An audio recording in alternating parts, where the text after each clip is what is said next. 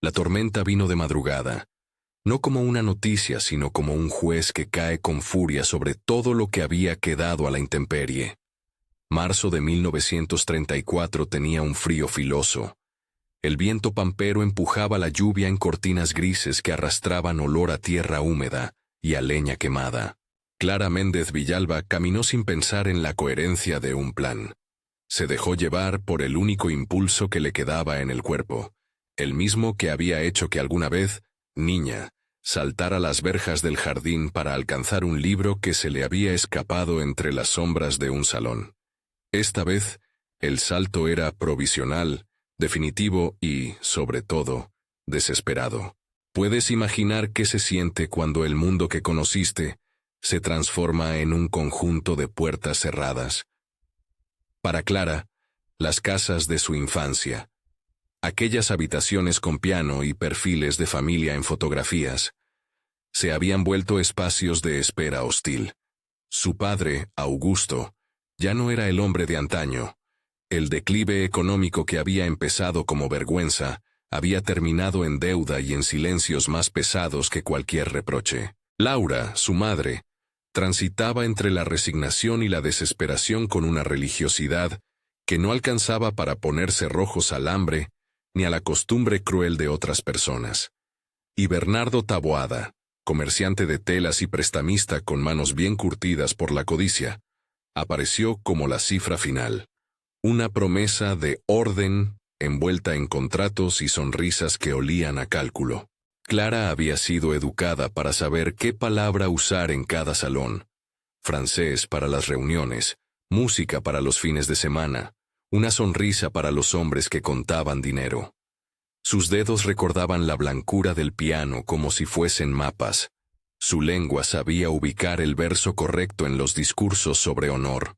No era una mujer de calle, sino de salones, y sin embargo, el aprendizaje más íntimo que la habitaba era el de hacerse pequeña cuando el peligro rugía. Aprendió a tragar la sorpresa, a medir la voz, a no dejar un silencio demasiado prolongado que provocara preguntas.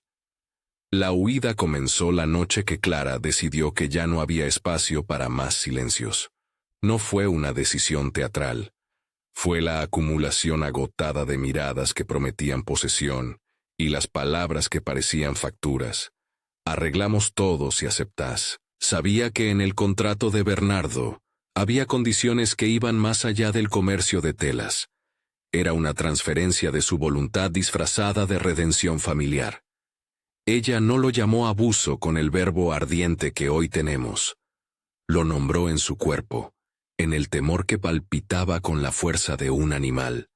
Así que, una madrugada, con un abrigo que le quedaba grande y un pequeño bolso donde apenas cabían unos billetes y una carta sin destinatario, saltó a la estación. El tren fue un puente de oscuridad. Los vagones olían a carbón, a sudor y a soplos de conversación que la arrullaban solo hasta que la vigilancia de la noche la devolvía a su propia soledad. Saltó en marcha, cuando un portón del pueblo ya se dibujaba en lontananza, cuando la lluvia hacía del mundo un gesto que borraba caras. Se fue por los andenes, luego por el monte. El barro le pegó a las botas, y cada paso era un cálculo de agotamiento. Iba más por inercia que por dirección. Si la seguía alguien, lo ignoró hasta que la primera sombra la abrazó en forma de miedo real. No hubo escenas de película. Hubo cansancio, ojeras, el temblor de las manos y el sonido lejano de unos caballos. Alguien había hablado de ella en el almacén de don Jacinto. El rumor corre más rápido que la verdad, y las primeras voces de persecución se agruparon como perros a su espalda. La tormenta no era solo lluvia, era una cortina que ocultaba a quienes venían a reclamar. Clara corrió hasta que no pudo más. Cuando los pasos la alcanzaron, cuando las figuras se acercaron con palabras que no eran para consolar, el mundo giró en un suspiro. Tropezó, resbaló en un lomo de barro, y la próxima imagen que retuvo fue la de un portón de madera marcado por la hiedra, la verja alta de una estancia que el mapa del pueblo nombraba con respeto. Santa Teresa. La casa del señor Montero tenía fama de fría y ordenada. Pertenecía a otra clase de soledad, la de la riqueza que no siempre trae compañía. Eduardo Montero era un viudo que paseaba por sus salones con el peso del recuerdo de Isabel, su esposa, siempre presente como un mueble que nadie quería mover. Desde la muerte de Isabel, vivía en una rutina de objetos intactos: la pipa que nunca encendía, el chambrán de la biblioteca, los retratos que nadie cambiaba de pared. La estancia, con su chimenea de barro y su corte de caballos bien rasurados, funcionaba en una precisión casi religiosa. Don Tomás, el capataz, la mantenía como si fuera un santuario. Doña Amalia dirigía la casa con manos firmes y el desparpajo de quien lo ha visto todo. Su lealtad no era a un hombre, sino al deber de un hogar que debía seguir funcionando. Esa noche, doña Amalia vio la figura a la luz mortecina de la linterna. Una mujer arrastrada por la lluvia, desnuda de color y con la respiración rota. Llamó a don Tomás. Se ocuparon de los percheros, de las mantas, de cambiar ropa empapada por algo seco y térmico. Al abrir el portón, la estancia se llenó de un olor cálido: pan recién horneado, lana, el humo de la chimenea. Fue una entrada que no buscaba gloria. Fue un acto práctico. Don Tomás habló con la voz de quien mide el peligro. Hay que darle cobijo hasta que esté mejor. La llevaremos al cuarto de huéspedes. El doctor Vicente, que hacía horas trabajaba en el pueblo cercano, fue llamado desde su casa con prontitud profesional y una mirada que no necesitaba preguntas para saber que había urgencia. Eduardo, que solía evitar situaciones que alteraran la quietud de sus días, encontró la puerta de su biblioteca abierta, y en lugar del silencio habitual, el murmullo de voces que no pedían permiso. Lo que lo despertó no fue la presencia de una extraña en la propiedad, sino algo en su aspecto. Había una delicadeza y una fragilidad que activó en él un recuerdo que no creía propio.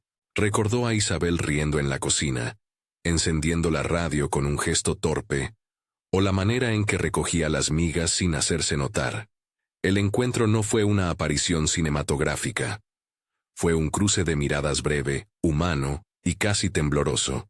Cuando Clara abrió los ojos por primera vez dentro de la casa, lo primero que vio fue la sombra alta y lenta de un hombre que, sin saber aún su nombre, le ofreció una taza de té. Declarar que Eduardo la rescató puede sonar sencillo, pero el rescate fue mutuo desde el principio. Ella no encontró solo techo.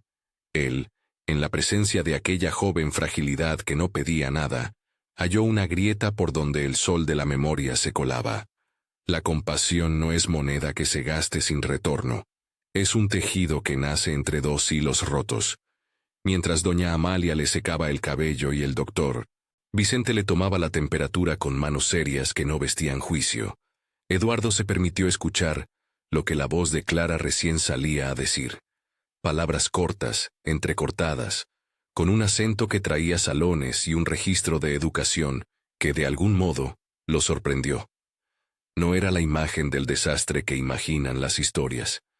Era la de una mujer acostumbrada a sostener su dignidad con pequeñas decisiones, aun cuando temblara por dentro.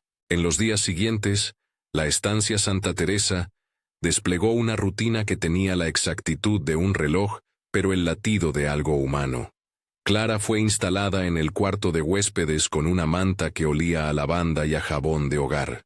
Doña Amalia vigilaba sus horas de sueño con respeto y curiosidad. Don Tomás se ocupó de sus botas. El doctor Vicente hizo anotaciones en su libreta con letra apretada. Deshidratación leve, signos de ansiedad, reposo y vigilancia. Eduardo, por su parte, organizó que nadie preguntara más de lo necesario en el pueblo.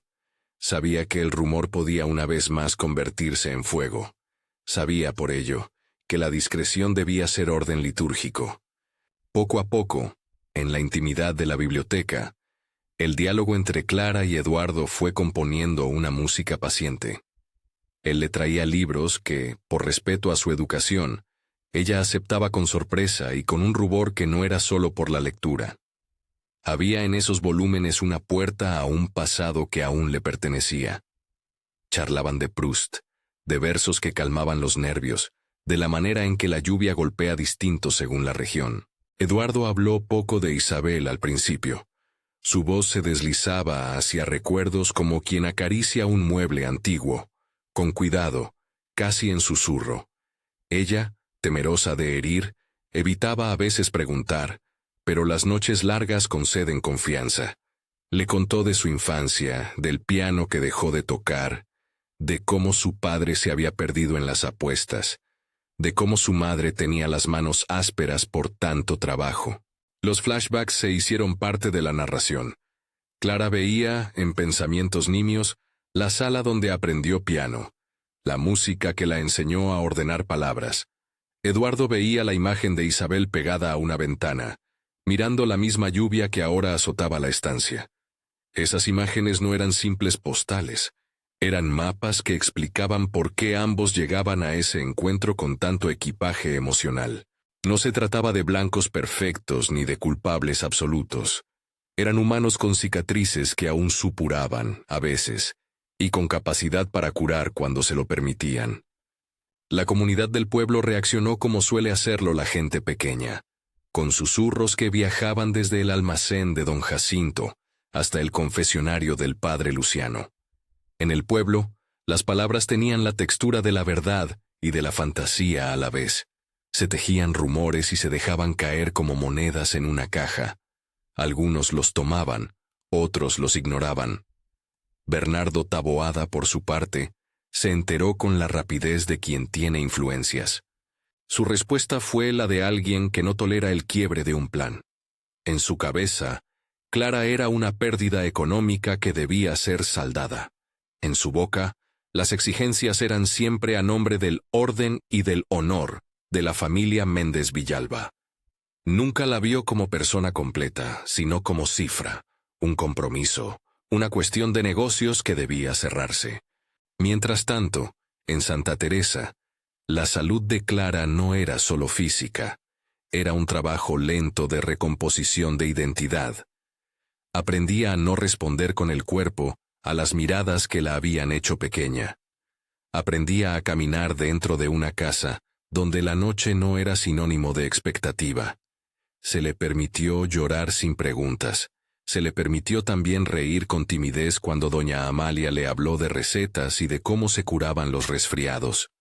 El doctor, Vicente, que había visto muchas heridas pero pocas historias como la de Clara, ofreció su escucha sin sermones. Su cuerpo necesita calor, dijo, y su corazón tiempo. Su intervención fue clínica y humana, un punto medio que no exigía milagros. En esas tardes largas, la biblioteca de Eduardo se convirtió en un lugar donde se leían cartas viejas que hablaban de épocas menos complicadas. Ella lo leyó a él en instantes que parecían ladrones de belleza. La manera en que Eduardo humedecía el dedo para pasar las páginas, la forma en que fruncía el ceño al recordar un pasaje. En esas lecturas se filtró una ternura que ninguno de los dos se atrevía a nombrar. No hubo promesas grandilocuentes. Hubo acercamientos medidos, pasos que se daban con la cautela de quien respeta fantasmas ajenos. Isabel no fue borrada. Su memoria fue tratada con reverencia, como una lámpara que aún alumbraba un rincón de la casa. Eduardo hablaba de ella con cariño, y Clara escuchaba sin sentirse despojada. La culpa no se ocultó en él, existía, y era reconocida con honestidad. Ella, por su parte, no buscó sustituir nada. Buscó simplemente volver a sentirse humana. La estancia, durante esas semanas, pareció una burbuja donde la vida podía recomenzar. Las mañanas estaban llenas de tareas sencillas. El pan en la cocina que doña Amalia amasaba, las caballerizas donde don Tomás hablaba con los caballos como si fuesen confidentes, los paseos por la linde del campo cuando la lluvia cesaba y el barro dejaba brazadas en las botas. En esas caminatas, Clara aprendió a identificar aves y a escuchar el silencio del campo. Eduardo aprendió a conversar sin que la memoria se interpusiera como una pared. Fueron ejercicios de paciencia, de ganar y perder confianza en partes iguales. Pero la paz que se instala en lugares de verdad siempre es provisional. Los rumores que circulaban en el pueblo eran brasas encendidas. Alguien en la cantina había dicho que había visto hombres con mochilas y fisonomía de cazadores preguntando por una joven. Otros dijeron haberlos visto maniobrar en la estación. Don Jacinto murmuró que el dinero de Bernardo compra más lealtades de las que uno imagina. Ante ese rumor, Eduardo no se quedó en la comodidad de su casa. Comenzó a ordenar discreciones, a cerrar puertas con llave, a hablar con don Tomás en voz baja. Sus actos no eran de bravura ciega, sino de cálculo lento. Proteger aquello que empezaba a resultar importante. Clara, por su parte, percibió el cambio en el aire. Su miedo volvió en ráfagas. No era la misma manera del comienzo. Era menos paralizante, más resistente. Pero ahí estaba. En las noches en que la lluvia recrudecía, en que los grillos callaban y el viento anunciaba acercamientos, volvía a imaginar las manos que la habían seguido. No pronunció el nombre de Bernardo. Nadie lo necesitó. El peligro se pareció a un ruido de cadenas que siempre amenazaba con volver. En una de esas tardes en que el cielo prometía más lluvia, el doctor Vicente recibió un telegrama desde el pueblo. Una nota breve que hablaba de presencias y de hombres extraños. El telegrama, aunque lacónico, era suficiente para mover a la prudencia. La intervención de Eduardo fue inmediata. Convocó a su abogado, cerró filas con doña Amalia, pidió informes en el pueblo y, sobre todo, le pidió a Clara que comenzara a pensar en medidas concretas para su seguridad. Ella, con la serenidad que había empezado a ganar, comprendió que la protección debía ser activa, no una expectativa. Aceptó que se registraran nombres y acuerdos. Aceptó también dormir con una puerta cubierta por más de un ojo vigilante. No todo era estrategia tempestuosa. Hubo también momentos de quietud que marcaron el inicio de un lazo. Una tarde, Clara tarareó un arreglo de piano que doña Amalia nunca había oído.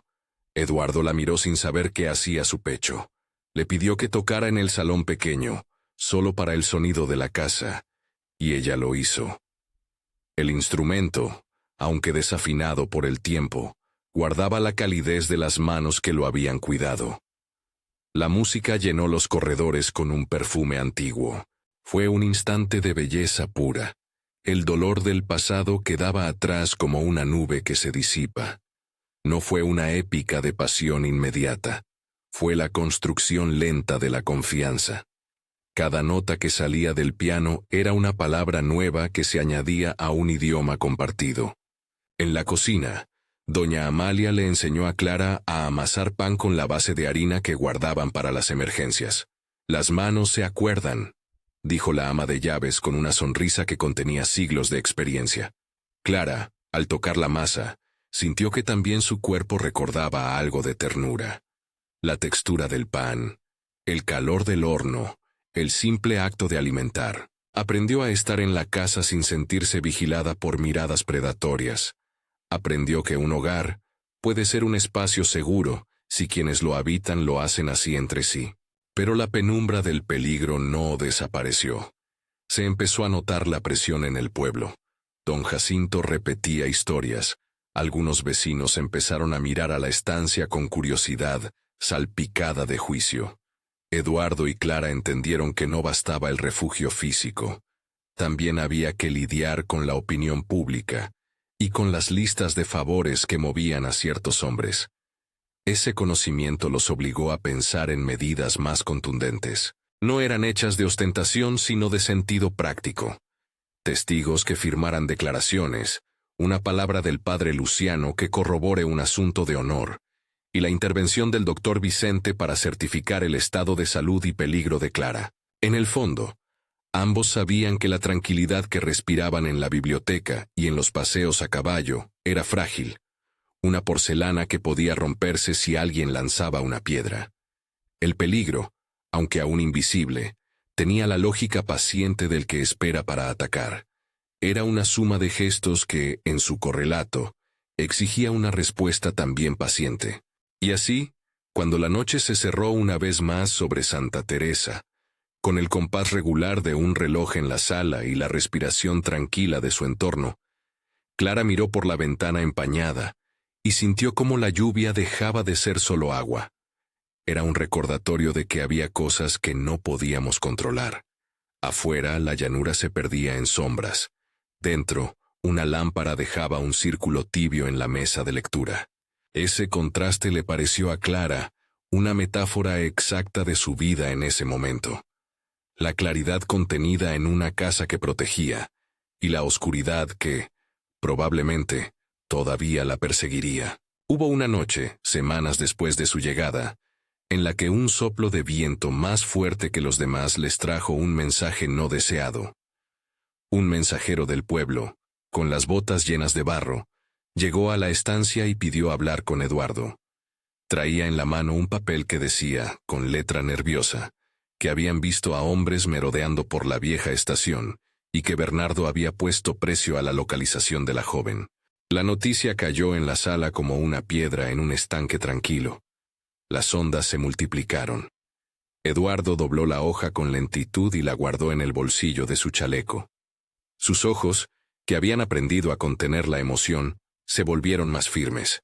Clara lo miró, y en esa mirada hubo algo que ya no era solo miedo, era determinación. Ambos entendieron que la bondad de la estancia tenía que convertirse, si era necesario, en un acto de voluntad que protegiera a quienes no podían protegerse. No fue un entusiasmo noble lo que los movió, sino una mezcla de responsabilidad, culpa y lo que ambos, sin decirlo en voz alta, empezaban a reconocer como ternura. Esa noche se cerró con un silencio que no era paz, sino preparación. Don Tomás y los peones reforzaron las puertas. Doña Amalia guardó provisiones. El doctor Vicente dejó instrucciones precisas, y Eduardo comenzó a conversar con voz baja con quienes podrían ser aliados. Clara, en su cuarto, tocó las teclas del piano en un gesto casi mudo, como si fuera una plegaria sin palabras. Pensó en su madre, en su padre, en los retratos que había dejado atrás. Pensó en lo imposible de volver a ser la misma. Pensó también en la sombra blanda de la mano de Eduardo, que sin pedir nada le ofrecía abrigo. Y sin embargo, ninguna decisión grande fue tomada todavía. Todo era el bruñido de antesala. Nadie quería precipitar el desenlace. Nadie quería que el lugar donde comenzaban a respirar se transformara en un campo de batalla por orgullo ajeno. Había que ser cautos, había que esperar el mejor momento para actuar, y sobre todo, había que aguantar sin perder la dulzura que se estaba forjando entre ellos. En el umbral de esa espera, la noche parecía alargar cada sonido. El crujir de las maderas, el leve repiqueteo de la lluvia en el alero, la respiración acompasada de los que estaban dentro. Afuera, los hombres del pueblo seguían hablando. Adentro, las personas que habitaban Santa Teresa se preparaban para lo que pudiera venir. Clara comprendió entonces que el refugio no era solo un lugar físico. Era una decisión tomada por otros, una red que protegía y, también, una responsabilidad que la incluía. Y mientras la estancia guardaba en su interior esa calma tensa, en el pueblo un rumor tomaba forma más sólida. Alguien había visto a Bernardo dispuesto a viajar personalmente. El nombre de aquel hombre, pronunciado en voz baja, volvía a sonar como amenaza. En Santa Teresa, la luz de la biblioteca se quedó encendida más tiempo de lo habitual. Las miradas se cruzaron y nadie quería ser el primero en decir lo que todos intuían. La tempestad aún no había pasado. A la mañana siguiente, la casa no despertó como si nada hubiese pasado. Despertó con la decisión en la garganta. La biblioteca, todavía tibia por la lámpara que no se había apagado del todo, era la única habitación que guardaba la quietud de las conversaciones no formuladas. Eduardo leyó de nuevo el papel que le habían dejado, la letra del mensajero, la advertencia breve, la sombra del nombre que nadie quería pronunciar. Clara, a su lado, tenía el abrigo recogido sobre las rodillas y los ojos apoyados en una esquina donde la sombra de un libro proyectaba un rectángulo de calma. No hubo palabras largas. Aquella mañana todo se dijo en gestos. Él dejó el papel en la mesa y ella estuvo lo bastante cerca, como para que su mano rozara la suya cuando se incorporó. Antes de seguir adelante, me gustaría que hagas una pausa en tu imaginación. ¿Desde dónde nos miras? ¿Desde la ciudad que aprieta? ¿Desde un pueblo que escucha rumores? ¿Desde la memoria de alguien que nunca dejó de esperar? Si esta historia te toca, quizás reconozcas en Clara a una mujer que ha sabido dar forma a sus propios abrigos, o en Eduardo, a un hombre que aprendió a vivir con la presencia sin dejar que la memoria lo petrificara. Pero volvamos. Eduardo habló primero con calma cortés, esa que no pretende soplar verdades sino poner herramientas sobre la mesa. Convocó al doctor Vicente, a don Tomás y a doña Amalia. Habló con el abogado de la ciudad y pidió que se redactaran documentos que dejaran constancia de la presencia de Clara en la estancia y de las causas de su desplazamiento. No fue el gesto de un hombre que buscaba exhibir poder. Fue la puesta en práctica de una lógica sencilla. Si la ley concedía un amparo a quien se había visto forzada, él pondría su posición para que ese amparo tuviera carne y no fuera solo papeles. Cuando la noticia se filtró al pueblo en la forma de miradas y preguntas, hubo quien pensó que la solución sería el dinero o la distancia. Eduardo, sin embargo, vino con una combinación de argumentos legales y de convenios religiosos que aquí se entrelazaban. Juristas civiles, un cura de palabra apacible y testigos dispuestos. La propuesta que sugirió fue cruda y práctica. Un matrimonio civil celebrado con la mayor discreción posible, complementado con una bendición en la capilla de la estancia. No lo nombraron salvación, sino medio de protección. Clara escuchó sin hablar durante un rato. Su pulso era una marea que subía y bajaba. Finalmente, pidió tiempo para decidir. No lo pedía por indecisión, sino por respeto a las preguntas que debía responderse. ¿Quería un hogar por seguridad o un compañero por afinidad? Podía confiar en un hombre que le ofrecía abrigo y al mismo tiempo cargaba con una viudez venerada. En esos días previos a la ceremonia, la estancia se volvió un pequeño laboratorio de intimidad y prudencia. Eduardo y Clara trazaron convenios en voz baja. ¿Cómo serían las noches? ¿Quién tendría acceso a la correspondencia? ¿Qué nombres figurarían como testigos? Pedro, el abogado, redactó declaraciones que certificaban amenazas concretas. El doctor Vicente incluyó en sus notas la crónica clínica, signos de temor, y un cuadro de vulnerabilidad que justificaba medidas urgentes. Augusto Méndez, con la vergüenza pegada en la nuca, apareció como figura contraintuitiva de contrapartida, el hombre que había fallado como padre y que ahora, por orgullo, por remordimiento o por la necesidad de poner algo en orden, firmó declaraciones que reforzaran la legalidad del acto. Su presencia fue dura para Clara. La miró con ojos que intentaban decir perdón y no encontraban la manera. Ella aceptó su presencia sin teatralidades, como quien comprende que un acto de reparación no borra el pasado pero lo hace visible.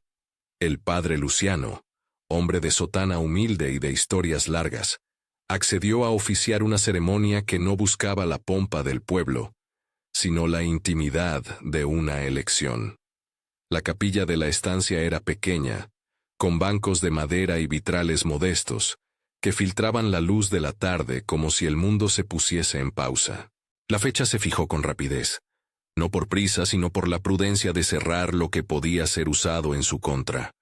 Antes de la ceremonia, hubo un gesto de ternura que marcó la diferencia. Eduardo pidió permiso para regalarle a Clara algo que había pertenecido a Isabel, no como una sustitución sino como reconocimiento.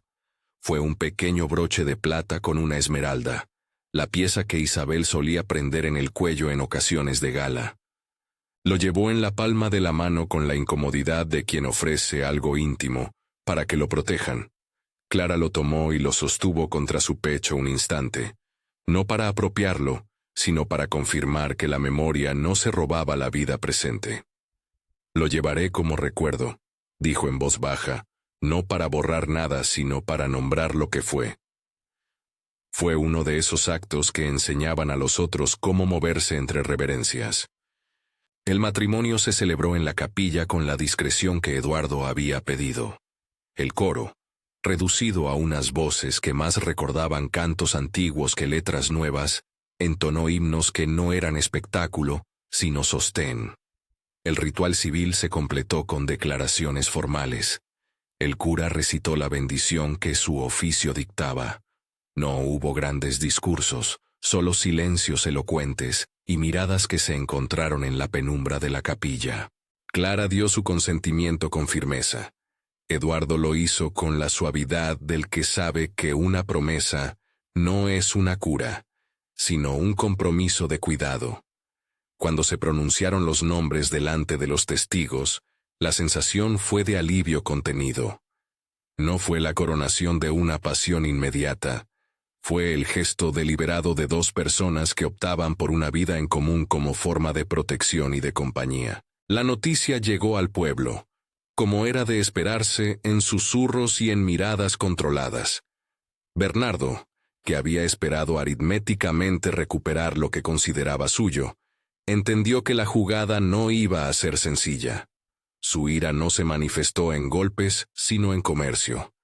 Intentó comprar voluntades, ofrecer favores, y cuando la ley y la ostentación no respondieron, recurrió a la humillación pública. Fue en la galería de la estancia donde la situación alcanzó su cúpula. Una tarde, con sol blando que quería ocultarse, un carruaje se detuvo en la entrada. Bernardo descendió con la compostura de quien no tolera perder, y con detrás un par de hombres que imitaban la presencia de la autoridad. No hubo dramáticas escenas militares ni enfrentamientos cruentos. Hubo, en cambio, palabras medidas y el despliegue de la ley que Eduardo supo convocar. Bernardo reclamó a Clara como si tuviera la facultad de disponer de ella. Habló de contratos, de honor, de pagos que no se habían cerrado. Eduardo, con la serenidad que el tiempo le había dado, y sin buscar un enfrentamiento corporal, presentó lo que había hecho. Documentos firmados, deudas saldadas, declaraciones del padre. Don Tomás y el doctor Vicente figuraban como testigos. Augusto, con la voz quebrada, relató lo que había ocurrido en la casa de los Méndez Villalba y reconoció la necesidad de protección de su hija.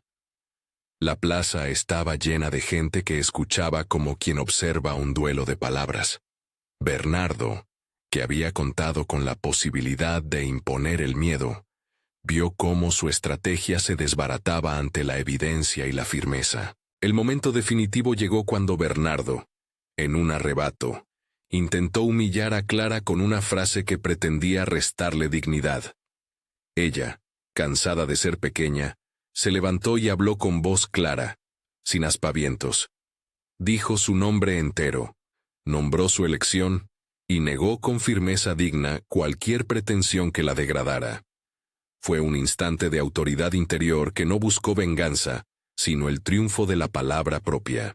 Bernardo retrocedió, no porque hubiese cambiado su carácter, sino porque la claridad de la legalidad y la presencia de testigos le quitaron la posibilidad de convertir a la situación en teatro. Se marchó con promesas de difamación y de daño, pero ya no con la facilidad de antes. Sus hombres se dispersaron. En el pueblo se murmuró que el comerciante había sido vencido por algo que no pudo comprar. La noche que siguió a la confrontación fue larga y sin celebraciones. En lugar de risas hubo compartimientos. La pareja conversó por primera vez de manera sincera sobre el miedo que ambos habían sentido, sobre la culpa que Eduardo arrastraba por la idea de sustituir y la vulnerabilidad que Clara sentía al confiar. Fue una conversación que duró hasta que el alba tiñó la biblioteca de gris pálido. No hubo grandes arreglos ni declaraciones melodramáticas. Hubo, en cambio, acordes de ternura. La decisión de integrar a Isabel en la memoria sin dejar que esa memoria apropie del presente. La promesa de respeto mutuo en la intimidad y la comprensión de que el matrimonio no era un boleto para la felicidad, sino una obra continua de cuidados. Con la amenaza momentáneamente sosegada, Santa Teresa comenzó a transformarse. Lo que nació como refugio para una joven en peligro fue ampliándose con la precisión de quien quiere construir algo duradero. La primera mujer en llegar fue Julia, una costurera del pueblo cuya historia no era completamente distinta de la de Clara. Había vivido la precariedad de un matrimonio que la reducía a tarea y silencio. Antonia, una madre que había sido expulsada por deudas de una finca, vino después con sus 2 hijos pequeños. Cada llegada no fue solo un nombre más en la lista. Fue una historia que pedía un lugar para recomponer la existencia. La estancia fue reorganizada. Habitaciones que antes servían de despacho y cuartos de invitados se convirtieron en dormitorios con cortinas y mantas. La sala de máquinas se adaptó para labores de costura y una vieja despensa se transformó en aula donde se enseñaba lectura y aritmética básica. Los primeros meses de la transformación estuvieron llenos de tareas prácticas y de problemas que exigían soluciones que no siempre tenían glamour. Eduardo debió sentarse con su contador para ajustar cuentas, destinar parte de las rentas de la estancia al sustento del refugio y abrirse a la idea de que la buena administración era tan necesaria como la buena voluntad. Doña Amalia, que supo organizar casas y pacientes, se convirtió en la responsable de la convivencia y del almanaque de la casa. Don Tomás, que conocía los ritmos del campo, aseguró que el trabajo de la estancia siguiera sin descuidar el proyecto social. La comunidad fue testigo de un cambio que, para algunos, parecía caridad. Para otros, escándalo. Pero siempre hubo manos que se prestaron. Campesinos que trajeron leña, vecinos que colaboraron con pequeñas donaciones, y don Jacinto, quien al principio murmuró, después se acercó con el almacén, y terminó por ser proveedor habitual de harina y carbón. Las mujeres del refugio recibieron más que techo. Recibieron enseñanzas para reconstruir autonomía.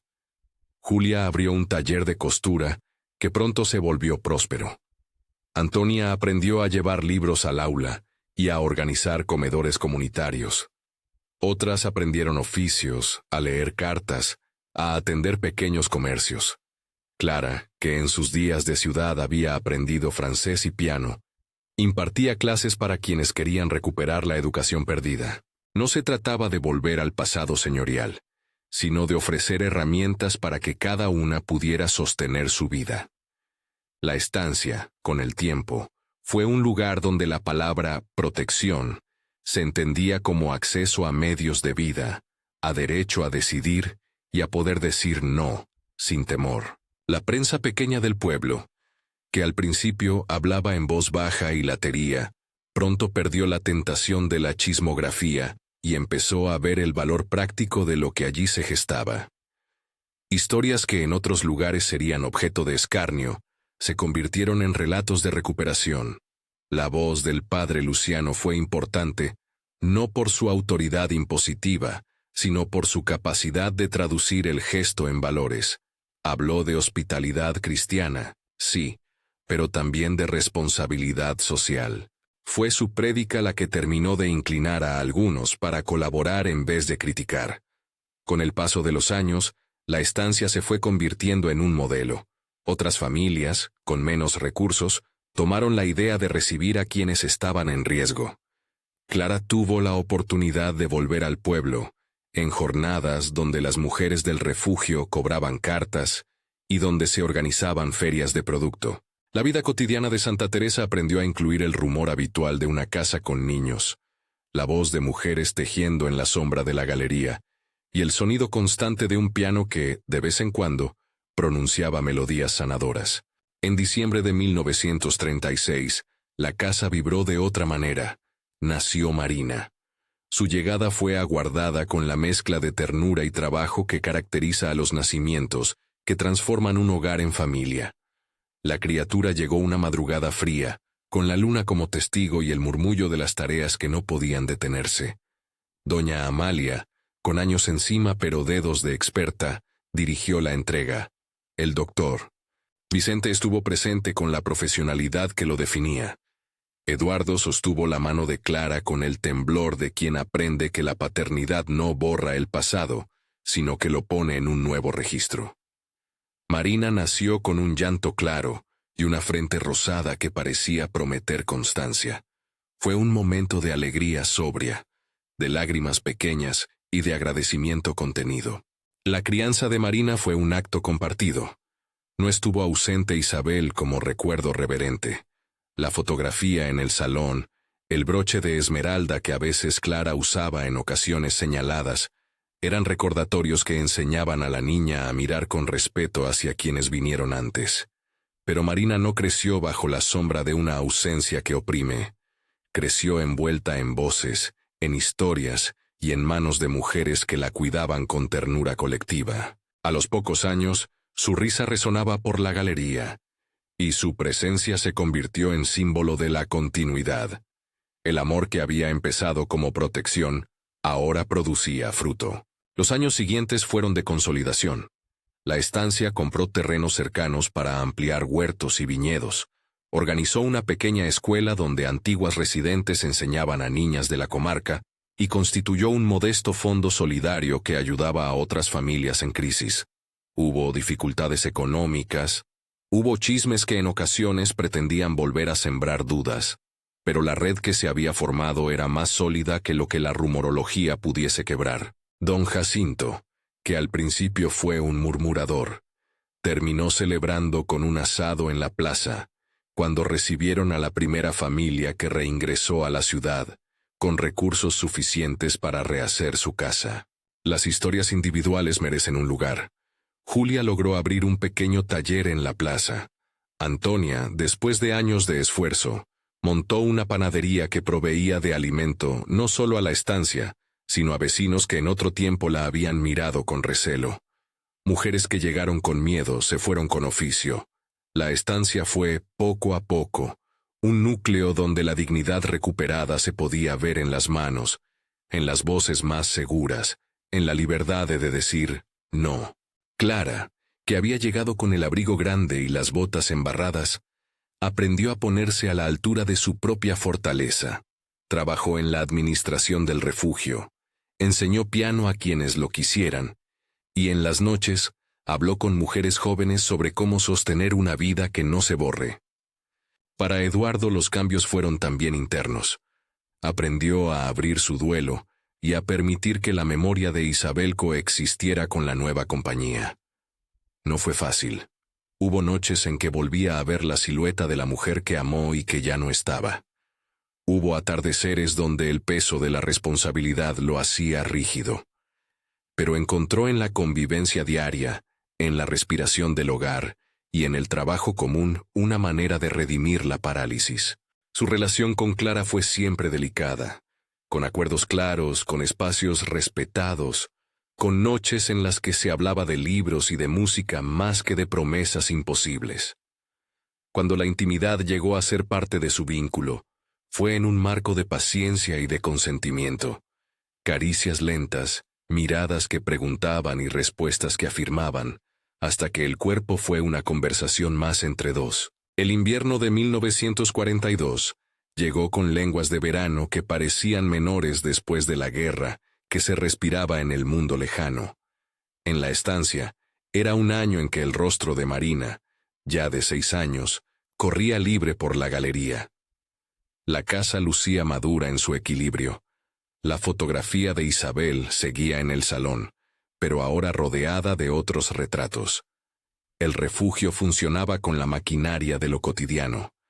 Las historias que una vez fueron urgentes, ahora eran narradas como ejemplos de resistencia. En la tarde que pasaré a describir, la familia se reunió en la galería mientras el sol bajaba lento y los niños jugaban con cubos de madera. Marina corría con la libertad de quien no lleva en los hombros la memoria del dolor.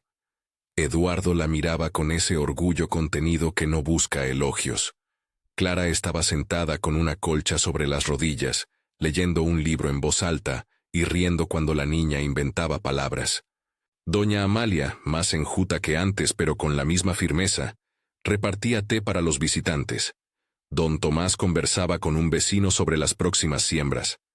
Había en la escena una sencillez que no era falta de grandeza, sino la evidencia de que una vida en la que se cuida de otros tiene su propia nobleza. En un rincón, Augusto Méndez, ya menos arrogante y con la culpa de los años en su semblante, le ofreció a Clara un gesto humilde, un paquete con cartas que había guardado de cuando ella era niña, cartas que contenían frases de un padre que en su momento no supo expresar amor.